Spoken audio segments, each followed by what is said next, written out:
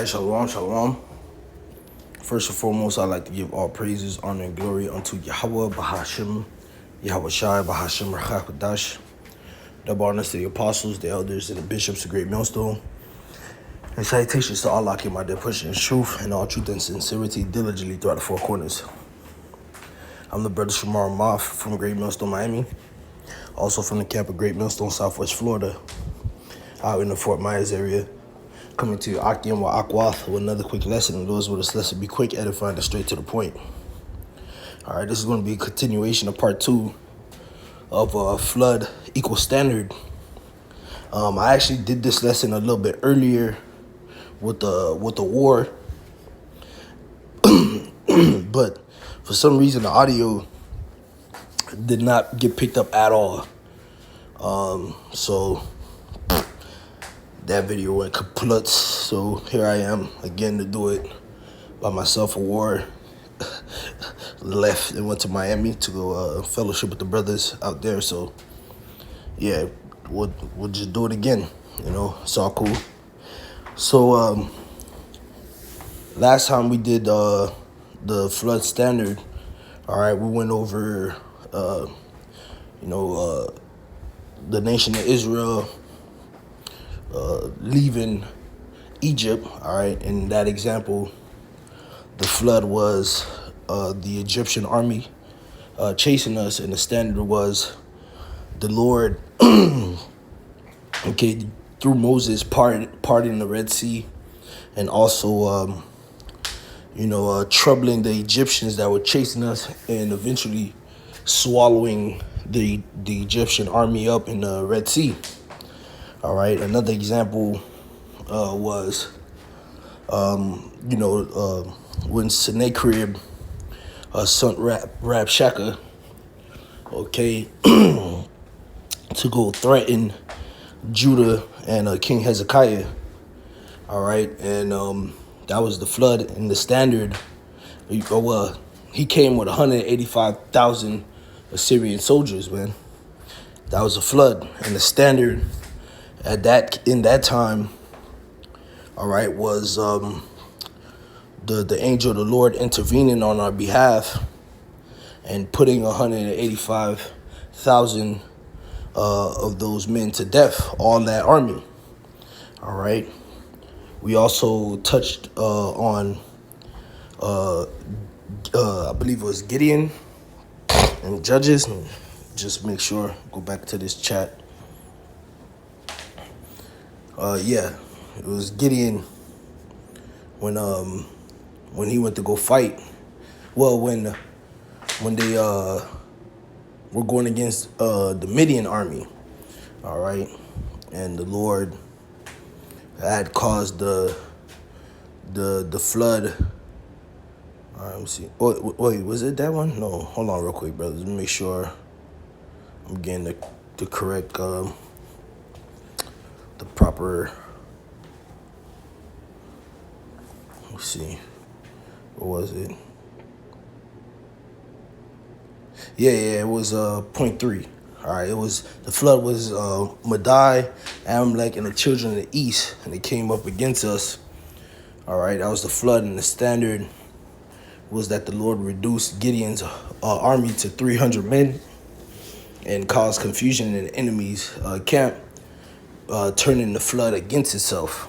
Okay, and then we also touched on the story of Judith, on how Holofernes, all right, and the Syrian army besieged Bethuel. That was the flood, all right. And then the Lord used Judith, all right, as the standard by pouring the Spirit upon Judith to take off Holofernes' head, all right, and to strengthen the resolve, all right, of the Israelites, man. Okay, so that was those examples that we brought out in the last lesson. All right, and in this lesson we're going to touch on King David versus Goliath. All right, Esther and Mordecai, on how Haman, okay, attempted to put Mordecai to death and the Jews in the Persian Empire. All right, and we're also going to touch on in the Apocrypha, Judas Maccabeus against the Seleucids. All right. So with that being said, Lord's will this lesson be edifying. Before we get those examples, let's touch these scriptures real quick. All right. First one we're going to go to is Romans 15, verse 4. All right, just like the last lesson, we got Isaiah 59 and 19, and Romans 15 and 4. We're going to do the same. All right, Romans 15 and 4. It says, "For whatsoever things were written aforetime were written for our learning, that we, through patience and comfort of the scriptures, might have hope." All right, so all these things that we read in the scriptures and we see were left to us, all right, as an example and tools of learning, all type of learning, man, for us to learn what pleases our power and what displeases him, for us to see the rewards of the righteous and the punishments of the wicked, all right, for us to learn of Yahweh Ba'ashem Yahweh's divine power and divine protection, all right, who our enemy is, etc. All right. That's why all these stories and accounts, all right, were scribed down. It was for us in these modern times, for us to, through patience, all right, for us to have comfort, man, and hope. Okay, because real soon, all right, there is going to be persecution coming for us, man. All right, like we're gonna touch on King David, and again Esther, Mordecai, and Judas Maccabees.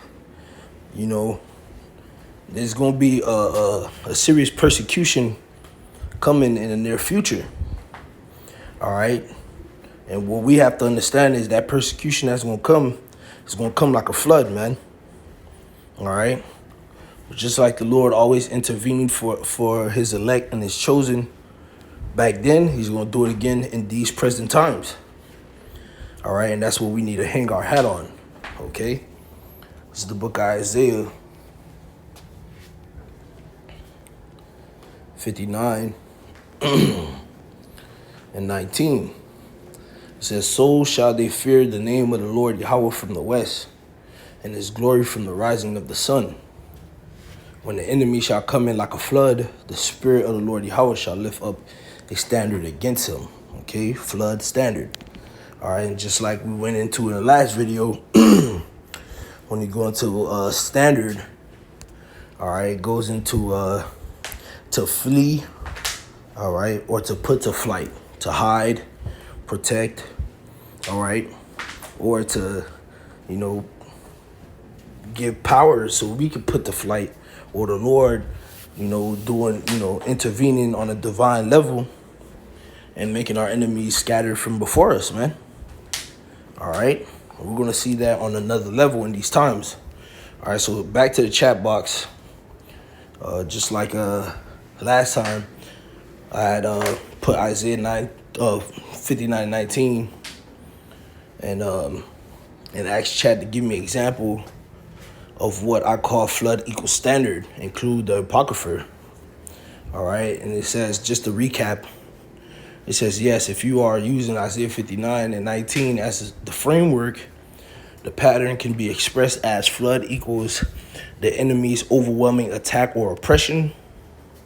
Standard equals God's intervention, defense, judgment, or deliverance that rises against it. All right, there are several strong examples throughout scriptures, including the Apocrypha. All right, again, we touched on Bulletin 1, which was Israel at the Red Sea. All right, we touched on Bulletin 2, which was Sennacherib's invasion. All right, we touched on Bulletin 3, which was Gideon against Midian. All right, We're gonna skip 4 because Lord's will, I'm gonna try to come back with another one as well to finish this whole thing. But today I want to focus on those 3 that I mentioned. All right, which was Bulletin 5, David against Goliath. All right, in 1 Samuel 17, it says the flood. It says flood. Goliath represents an enemy whose size, strength, armor, and reputation terrified Israel. Standard, David comes against him in the name of the Lord. The enemy looked overwhelming according to fleshly strength, but God's power overturned the situation. And that's what we need to keep in mind, man, because pretty soon these devils are going to come through with some major shit, man. All right, it's going to look to the flesh and to the eyes as a formidable, all right, opponent, okay, that may be undefeatable, but our God is going to overturn that situation, man. All right, these niggas have Baphomet headed robot creatures that they could attach chainsaw arms to, and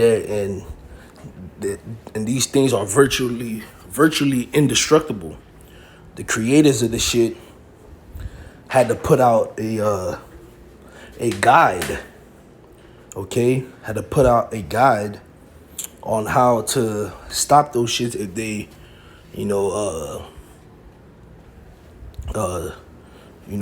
if they go rogue, man. So we know this shit about to get real deadly, okay? So let's go to 1 Samuel real quick. 1 Samuel 17. All right, we're just gonna try to get straight to the point. So lucky if you hear creaks and stuff and Jake pacing, and the floors are very subpar, man, to say the least. So, all right, let's go to 1 Samuel 17. Chat says to go to verse 45. We might start a little bit up to get a little bit of that, man. All right.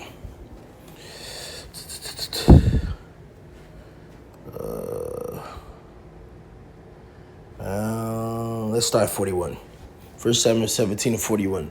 And the Philistine came on and drew near unto David, and the man that bare the shield went before him.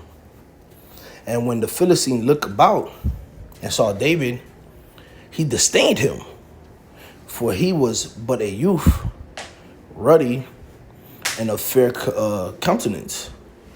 And the Philistine said unto David, Am I a dog that thou comest to me with staves? And the Philistines cursed David by his God. And the Philistines said to David, Come to me, and I will give thy flesh unto the fowls of the air and to the beasts of the field. All right, and I'm just gonna take a quick pause right here, because if you pay attention to how these heathens, they talk to us with the utmost disrespect, even in today's society.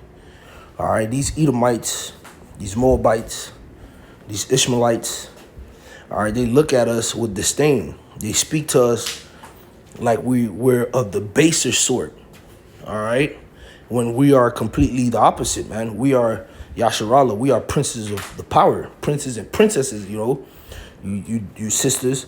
We're of God. All right, we're of God, man. We're his. We belong to him. We're his portion, man. He is our God. So just like, all right, if you have a child, as a parent, you ain't gonna accept nobody talking greasy to your children. Because if you're talking nasty to my children, that means you're directing that conversation and that hatred towards me as the parent. And that's how the Heavenly Father feels when these heathen talk to us like that. Look at what happened to Sennacherib and Rabshakeh, man. Them niggas was talking mad cash shit to King Hezekiah. All right? And shit, if you want to look at it from a worldly sense, hey, them niggas was making moves for real, man. They was subduing kingdoms. All right, but they fucked up coming to us and thinking that they was gonna talk to us any type of way and threaten us any type of way, and that our Heavenly Father was not gonna step in. Okay, and now we seeing Goliath with the same vibration. Holofernes had the same vibration and the same mindset. All right, when he came up to Bethuel. All right, Haman had the same mindset. When we get Esther, we're gonna see he had the same fucking mindset. All right, Antiochus had the same fucking mindset. All right, to talk to us and look at us like we nothing, man. All right, thinking that they could just have their way with us. Not so, man. Okay, the Lord has always, will always, and will forever always lift up a standard for us, man. Okay. So like in verse 45. Then said David to the Philistine, thou comest to me with a sword and with a spear and with a shield, but I come to thee in the name of the Lord Yahweh of hosts, the God of the armies of Israel, whom thou hast defied. This day would the Lord Yahweh deliver thee into mine hand, and I will smite thee and take thine head from thee, and I will give the carcass of the host of the Philistines this day unto the fowls of the air, and to the wind, into the wild beasts of the earth, that all the earth may know that there is a God in Israel. All right. So King David was like, all right, homie, watch. You come to me with all this carnal shit. All right. Hey, today you and your homies going. You and your homies gonna check out and go to the upper chambers, you know, to the spirit world. All right, and then y'all finna know that there is a God in Israel. All right, so what we have to understand, the Heavenly Father allows these floods to come around us so he can lift up the standard, so that way he could be glorified. Okay, the pattern has always been the same. The flood comes, the standard is lifted, the names of Yahweh Ba'ashem, Yahweh Shai is glorified. Okay, and everybody knows who's the real boss. All right. Verse 47, it says, and all this assembly shall know that the Lord Yahweh saveth not with sword and spear, for the battle is the Lord's, and he will give you into our hand. And it came to pass, when the Philistine arose and came and draw nigh to meet David, that David haste and ran towards the army to meet the Philistine. And David put his hand in his bag and took thence a stone and slung it, and smote the Philistine in the forehead, that the stone sunk into his forehead, and he fell upon his face to the earth. So David prevailed over the Philistine with the sling and with a stone, and smote the Philistine and slew him. But there was no sword in the hand of David. Therefore David ran and stood upon the Philistine, and took his sword and drew it out of the sheath thereof, and slew him, and cut off his head therewith. And when the Philistines saw their champion was dead, they fled. Whoo! What a standard, man. All right, through a young lad, so to say, a young boy. All right, the Lord lifted up a standard. Okay? Put fear in them niggas' heart. They all dip. Oh! Oh! All right? And then you can read on. All right, you can read on. Okay? So that was that in that account. All right, so what about Esther and Mordecai? Okay, Bulletin 6 says Esther and Mordecai. All right, Esther 3, chapter 3 through chapter 8. ChatGPT says this is especially powerful. This is an especially powerful example because the flood wasn't merely military. The flood, Haman's plot, was to destroy the Jews throughout the Persian Empire. The decree was issued, and the destruction of the Jews was legally authorized. All right, so it was legally authorized to come after us. Okay? The standard, God turned the entire situation around. Esther was positioned to intervene. Haman was exposed, and the Jews were given authority to defend themselves. The very man who prepared the instrument of destruction for Mordecai ended up being executed upon it. All right, Esther 7, 9 through 10. That's a major biblical pattern. The weapons prepared against God's people becomes the weapons of the enemy's own destruction. All right. And that reminds me of the scriptures that tells us, he that rolleth the stone shall roll back upon him, and he that diggeth a pit shall fall therein. And these devils are actually building a system, all right, in order to try to come after us. And that system is going to end up being their own demise, man. All right, so let's go to Esther 7 real quick. Okay. This book of Esther, chapter 7, said what? 7, 8, also 9 through 10. Let's see. Matter of fact, let me see. Let's start at 1. Esther 7 and 1. So the king and Haman came to banquet with Esther the queen. And the king said again unto Esther on the second day of the banquet of wine, What is thy petition, Queen Esther? And it shall be granted thee. And what is thy request? And it shall be performed, even to the half of the kingdom. Then Esther the queen answered and said, If I have found favor in thy sight, O king, and if it please thee, Salaki, and if it please the king, let my life be given me at my petition, and my people at my request. For we are sold, I and my people, to be destroyed, to be slain, and to perish.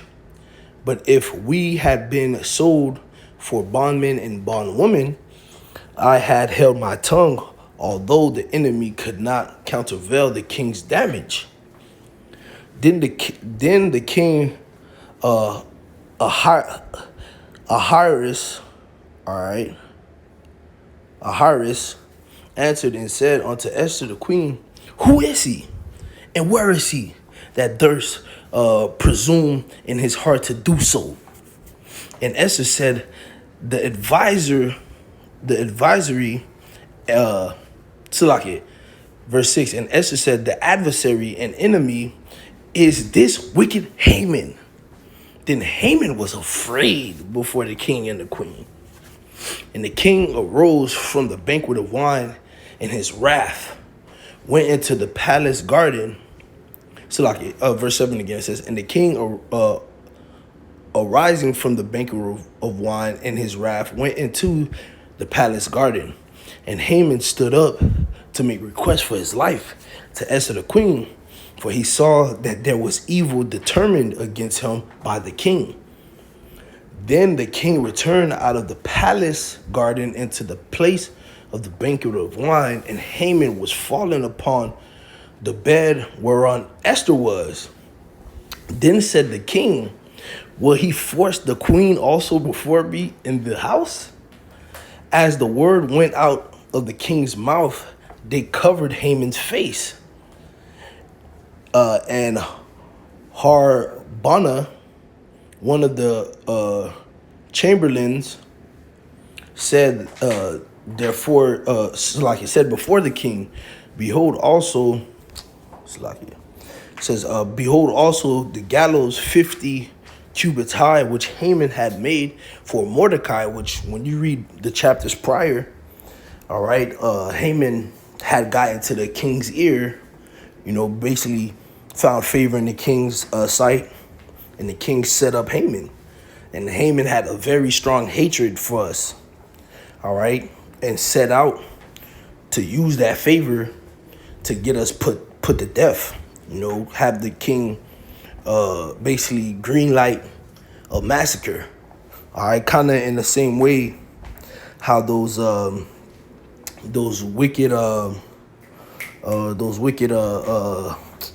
wise men had forced the king to use his signet to put that decree that anyone who would pray to a god other than the king should be cast in the lion's den. And what they did that to try to case up Daniel. All right.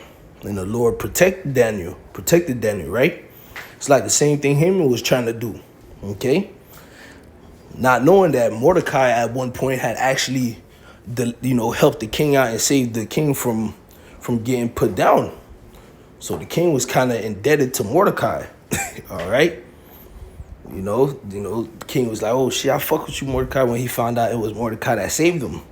And now Esther was put into a proper position by the Lord because of her beauty to get close to the king. So that way, in due season, the Lord could use her, all right, to intervene and be that standard, man. Okay? All right? It says,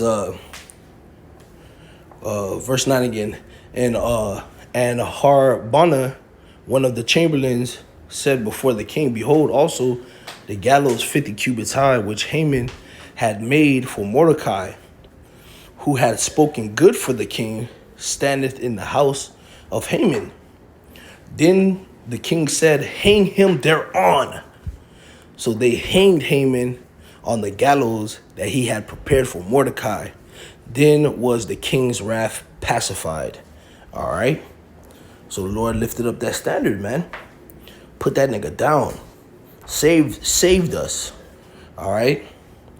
All right. When you go to chapter 8, it says, on that day did the king Ahasuerus give the house of Haman, the Jews' enemy, unto Esther the queen, and Mordecai came before the king, for Esther had told what he was unto her. And the king took off his ring, which he had taken from Haman, and gave it unto Mordecai. And Esther set Mordecai over the house of Haman. And Esther spake yet again before the king, and fell down at his feet, and besought him with tears to put away the mischief of Haman the Agagite. And he devised, and his device that he had devised against the Jews. Then the king held out the golden scepter towards Esther. So Esther arose and stood before the king, and said, if it please the king, and if I have found favor in his sight, and the thing seem right before the king, and I be pleasing in his eyes, let it be written to reverse the letters devised by Haman, the son of Hermaphrodite the Agagite, which he wrote to destroy the Jews which are in all the king's provinces. And you can keep going and keep reading. That thing was reversed, man. All right? It was reversed to the point where the Jews were granted the permission to go slay their enemies, bro, and them that was trying to spoil them and prey on us, man. It's just so mighty, bro. All right, so that's that. And I said the last one I wanted to get was Judas Maccabeus against the Seleucids. First Maccabees 3, chapter 3 through 4, it says, the Jews were facing enormous military and political pressure under the Seleucid kingdom. The flood was Antiochus' forces sought to suppress the Jewish people and destroy their religious practices. The standard, Judas Maccabeus and his brothers rose up and fought for Israel. One particular important statement comes from Judas, which is in 1 Maccabees 3:18. It is an easy matter for many to be shut up in the hands of a few, and with the God of heaven, it is all one to deliver with a great multitude or a small company. All right. That fits your Isaiah 59:19 concept extremely well. The size of the flood does not determine the outcome. The Lord does. Whoo! That's mighty, man. So I'm going to just leave it there for tonight. Lord's will, this was edifying. Again, I want to give all praises, honor, and glory unto Yahweh Bahashim, Yahweh Shai Bahashim Rechakodash. Double honors to the apostles, the elders, and the bishops, the great millstone, and salutations to the elect.